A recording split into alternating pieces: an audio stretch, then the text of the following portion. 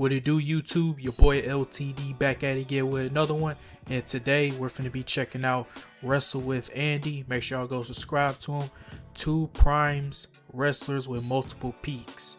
Now, what he's gonna be talking about here is that these WWE superstars, they have more than just one peak. They have like multiple years where they're just wrestling at a high level. Like even for like 2 decades, they are still able to go out there and put on banger matches. Like dead ass, bro.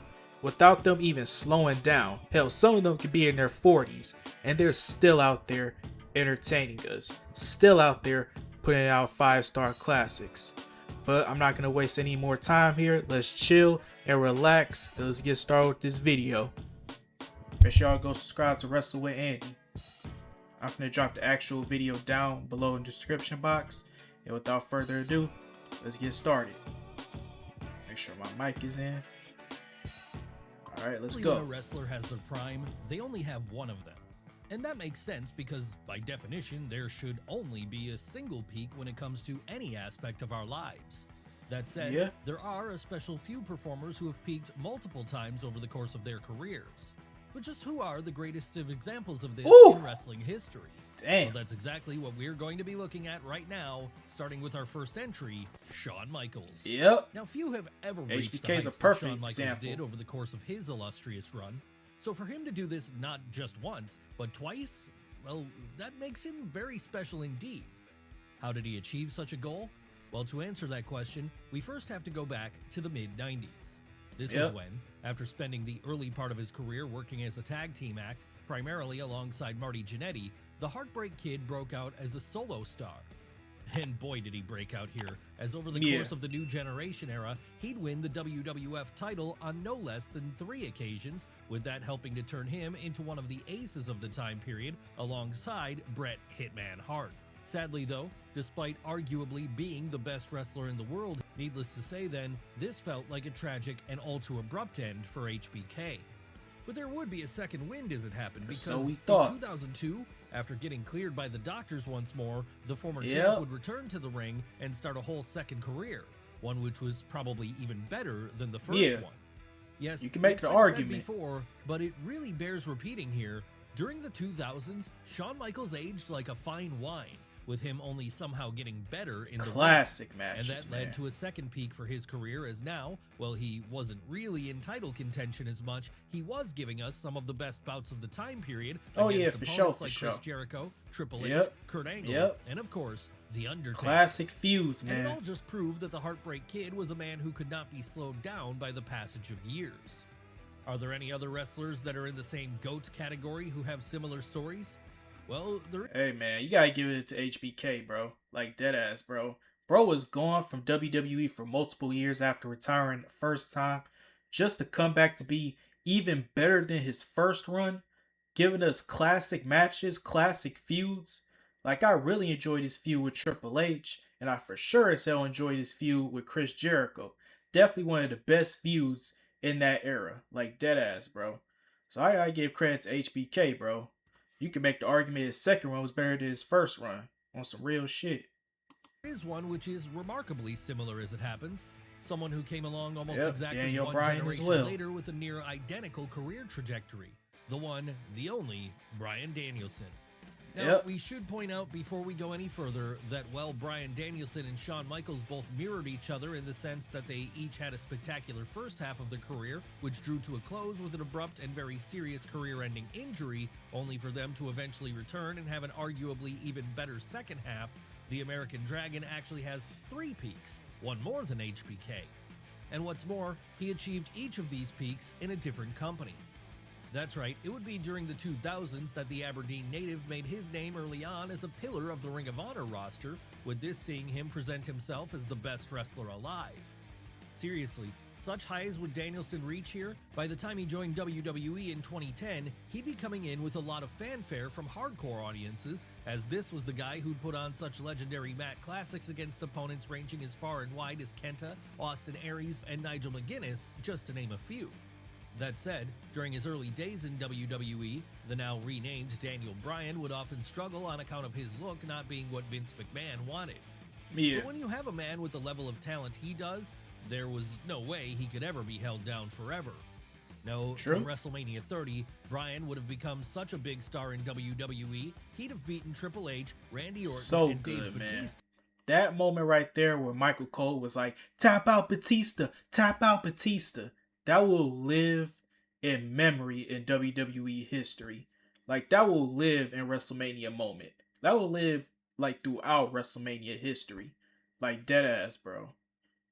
Michael Cole on commentary while Daniel Bryan got the yes lock locked in on Batista and him saying tap out Batista and then the crowd going crazy. So fucking good. So good. All in the same night to win the WWE World Heavyweight title. Alas, though, this was where his first retirement also happened, as concussions caused him to be put on the shelf seemingly forever. But in the end, like with Shawn Michaels, the American Dragon would get cleared again. And when he did, he'd eventually go on to have a third career peak, this time in All Elite Wrestling. What made this run another peak? Well, because it was where we got the best of both worlds, in that he had all the star power which came with his WWE run, all while he was able to have the kinds of matches he'd been having in Ring of Honor again. And that led to legendary showdowns, putting him against opponents such as Kenny Omega, Kazuchika Okada, and Hangman Adam Page. Hell, it even led to him winning the AEW Men's World title from Swerve Strickland at Wembley Stadium in 2024. And Bryan Danielson isn't the only wrestler with multiple career primes who had a late resurgence under Tony Khan's employ. No, the exact same thing could be said about our next subject as well, Sting. the man called Sting. Come on Yeah. now, Sting is one of those guys who's been able to reinvent himself so much, it really shouldn't come as a surprise he's had as many peaks as he has, because there's been so many unique runs in there. And it all got started back in the late 80s and early 90s with his Surfer incarnation. This was the character which initially got Steve Borden over in a major way back in the dying days of Jim Crockett Promotions and early days of World Championship Wrestling. Of course, as time went on though and the late 90s arrived, there was less of an appetite for the same colorful gimmicks which had been popular a generation before. So this was why Sting reinvented himself here to reach what would arguably be the high watermark of his entire time in the ring with his Crow incarnation. Yes, this was the best version of the Stinger that was present during the Monday Night Wars while he was doing battle with the New World Order. And it would be the version he kept for most of his career thereafter, but even then, there would be more variations to come, each of which created another peak for Borden's career. Oh yeah, and back in What were these TNA as well. variations? Well, for one, there was the time he became Joker Sting in TNA for a while, with that allowing a whole new generation of fans to get into what he was doing. Then, of course, there was That was Old definitely Man inspired Sting, by Heath the run Ledger. which happened in AEW, Rest in and which peace. saw the man behind the face paint wow everyone with what he was capable of at such an advanced age. Seriously, so crazy was the former WCW World Heavyweight Champion here, he was able to keep up with Darby Oh Allin. yeah, he was doing this thing at And this all AEW too. climaxed I in gotta a give him great credit for retirement that. bout at Revolution 2024, a moment which put a perfect capper on a near-perfect career filled with high watermark after high watermark after high watermark. But if you thought 4 separate primes was a lot, you haven't seen anything yet, as our next entry has topped even that Yeah, over Chris the years Jericho by as well. consistently proving anyone who has ever underestimated him wrong. That's right, it's time. The one thing I'll give Chris Jericho, man, he always finds a way to reinvent himself. Like deadass, bro. Like every single decade, he is just finding ways to reinvent his character. Every time. And it works. And it worked every single damn time. So that's the only thing I'll give to Chris Jericho. And he was also good in the ring too. Yeah, man. For us to talk about Chris Jericho. Chris Jericho. When the book is written on wrestling, then he'll have a chapter all to himself as one of the greatest of all time. Oh yeah, with, for sure, part for of sure. the reason he's held in such regard being the fact that he's been able to peak so many times over the course of his run. Hell, he was doing this as far back as his early days in WCW when he was first getting over majorly with very funny gimmicks such as his conspiracy victim. Then, of course, there was his even higher watermark that came when he joined WWF in 1999. This was the point that, now going by the gimmick of Y2J, the man sent to save the promotion, he'd be a bigger star than ever before. Yeah. Obviously then, with these two moments representing the first prime, it would have been easy for Chris to wind down after that. But such a thing was never an option for him, as he'd be determined to go to even greater heights when, after taking a sabbatical away from the ring during the mid-2000s to focus on his band Fozzy, he'd return to hit a second prime, one which started with the introduction of an all-new character. Not gonna lie, definitely one of my favorite versions of Jericho. The suit-wearing, slow-talking version of himself, so good. The feud with HBK, so good, man. So damn good. What was this character? Well, it was his soft-speaking suit and tie-clad villain. A villain which drew heavy inspiration from both Nick Bockwinkel and No Country for Old Men's Anton Chigurh. Really, that was the point Jericho fully became a main event force in WWE, so it could be considered the prime of his primes. Even then, though, he still wasn't finished. No, once his time in WWE came to an end, the Canadian would hit a third prime when he became a day one member of the AEW roster in 2019. Even though I don't watch AEW like that, saw him this was a pretty good run. The honor of being All Elite Wrestling's first ever men's world champion, but also a man who could work in New Japan Pro Wrestling from time to time too. And with him having recently re-signed with Tony Khan, there's now speculation as to what else Chris has up his sleeve for the future. Will this lead to a fourth career peak? We'll just have to wait and see. But let's move away from Jacksonville for now and back over to WWE again, as it's there we saw the multiple primes of our next subject, The Undertaker. Yes, let's start at the start. It was in the early 90s that Mark Calaway first hit his stride when he joined WWF and was tasked with playing the Undertaker character, a character which, had almost anyone else played it, would have surely had a shelf life of a year or two at best.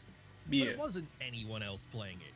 So Calaway was able to take the whole thing to such heights, it became a key part of the WWE product for decades thereafter. And during that time, we'd see him hit a high watermark on more than one occasion, as after shifting away from the Deadman persona for a while at the turn of the millennium, he'd morph into the American Badass. Yep. Where would he go from there? Well, despite many already talking about when The Undertaker might be hanging up his boots come the early 2000s, he'd have a complete career revival when he returned to the original version of his gimmick at WrestleMania 20, or at least a hybrid incarnation of it. And we say hybrid because while he now looked like the Deadman again, this time Mark Calaway was able to wrestle in a much different way, a way which allowed him to have truly Undertaker was putting on some great matches during the 2000s. So then, as this coincided with the streak becoming a thing. So as the Phenom reached the latter stage of his career, he was suddenly hitting a prime he'd never been able to hit before. Come on now, this was when we got his string of classics at the Showcase of the Immortals against opponents like Randy Orton, Dave Bautista, Triple H, and of course, Shawn Michaels. Yep. Honestly, there's a very solid argument to be made that this was the best phase of his career overall, and that's something few could have predicted back in the 90s when the Undertaker gimmick was first getting started. But what of Mark Calaway's kayfabe brother? Didn't he also have more than one prime over the course of his run?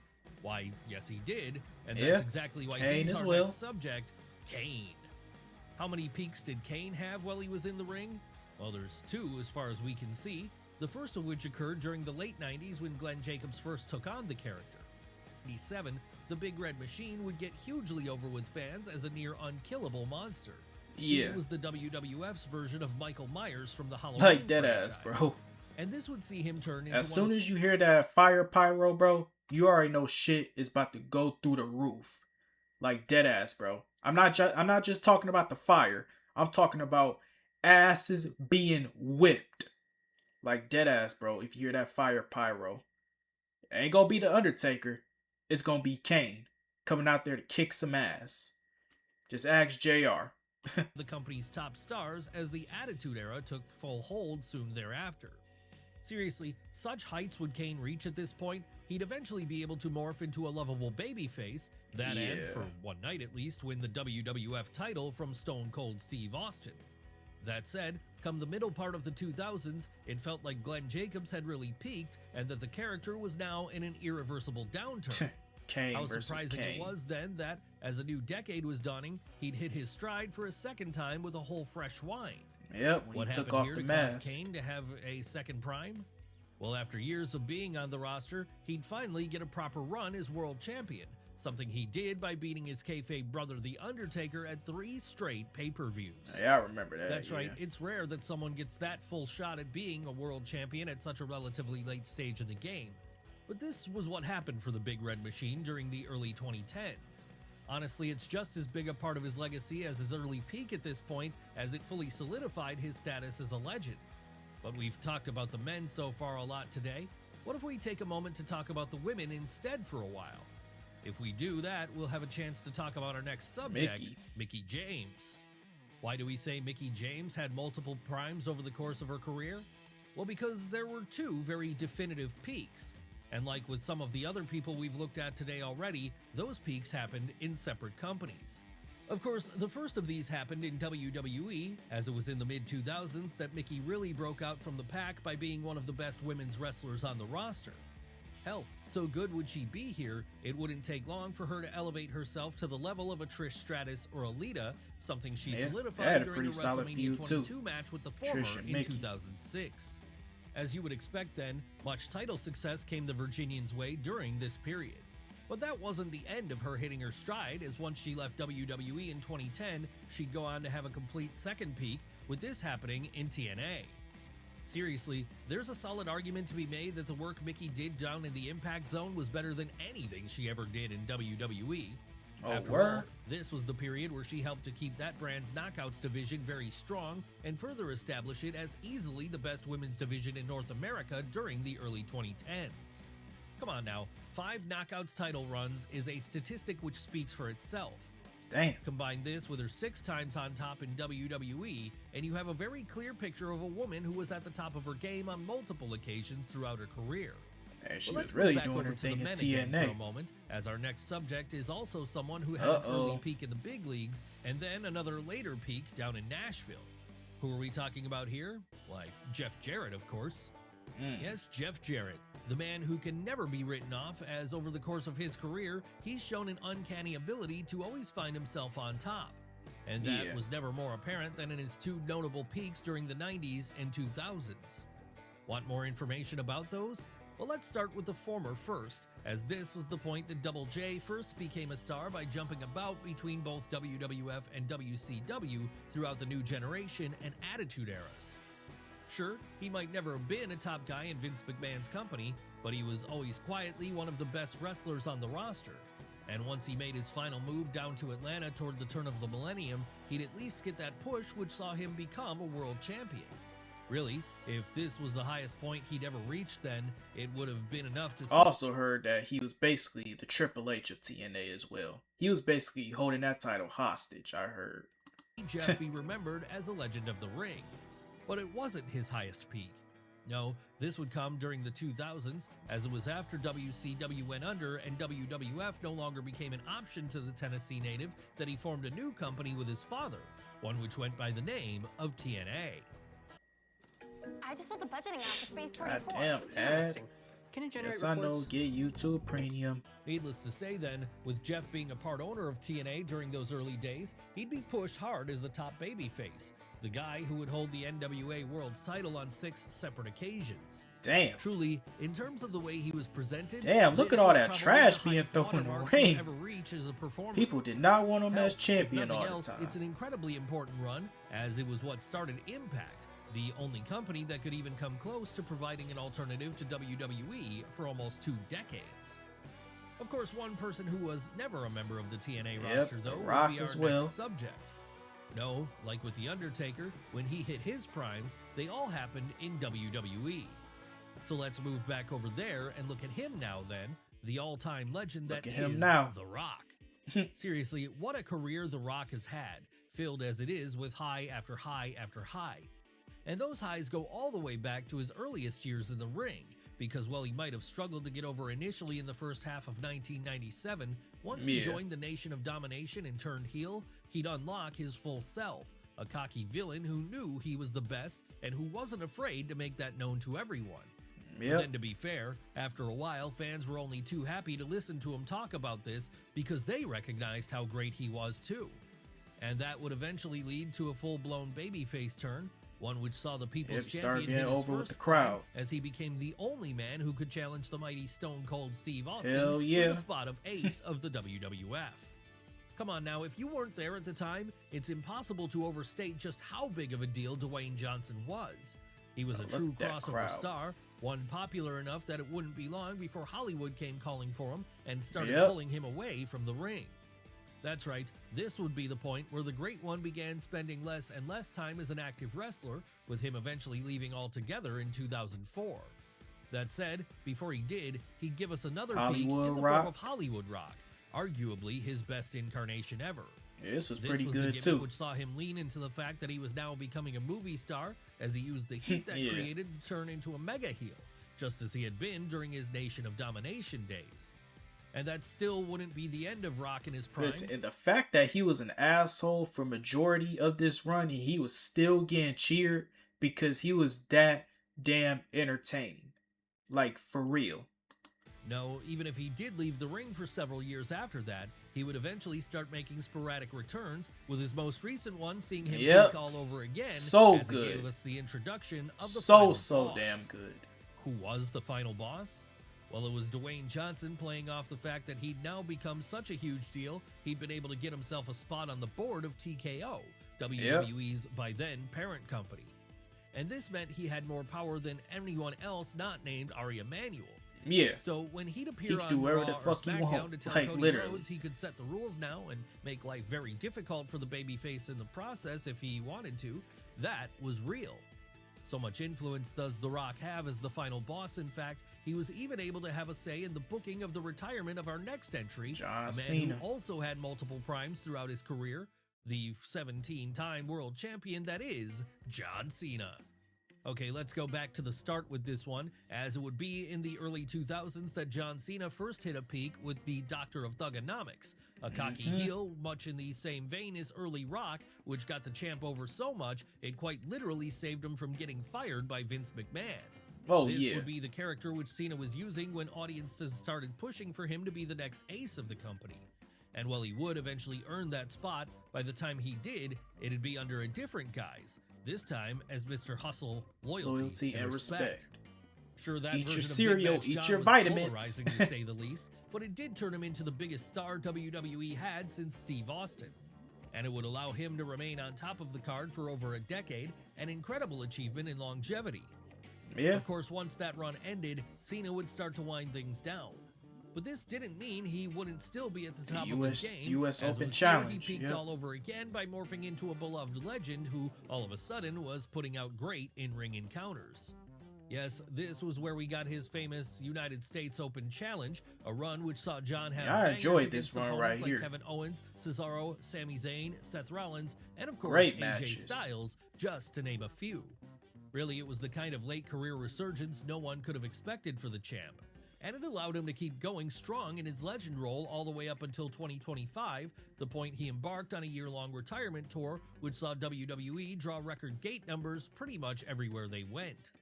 But what about another figure who routinely drew huge gates throughout his lengthy boy. career?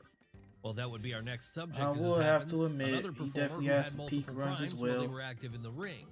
Who are we talking about this time? Who else but Hulk Hogan? Come on now, Hulk Hogan was the one who led WWF into its first great boom period. And in the Yeah. process of doing so, For he sure. became a full-blown pop culture icon. Really, there was no more famous wrestler on the planet back then, and you could argue that even today, that statement still rings true. Hell, if things had ended there, the Hulkster would already be a very clear first ballot Hall of Famer. But this wouldn't be the end, as once it was over and Hulkamania stopped getting fans excited, Hogan would change the foundation of the business for a second time when he joined WCW and turned heel by forming the New World Order. I will have to admit, this was pretty good. I'm not gonna lie. Say what you want about Hulk Hogan. I hate that motherfucker. But this was pretty good.